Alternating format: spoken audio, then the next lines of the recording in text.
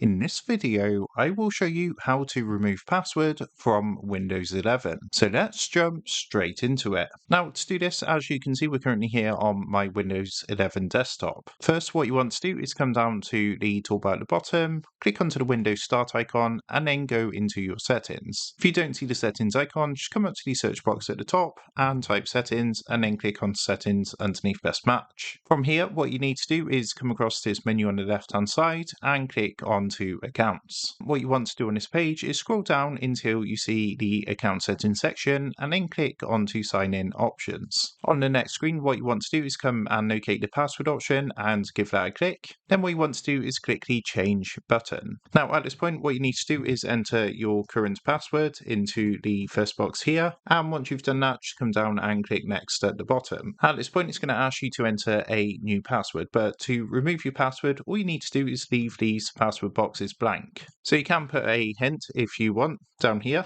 but you don't necessarily need to do this because of course it's not going to ask you for a password. Now as long as you've left this blank, all you want to do is come down and click next and finish, and then as long as you've left that blank, you will no longer be required to enter a password when you log into your Windows 11 account. So that is how to remove password from Windows 11.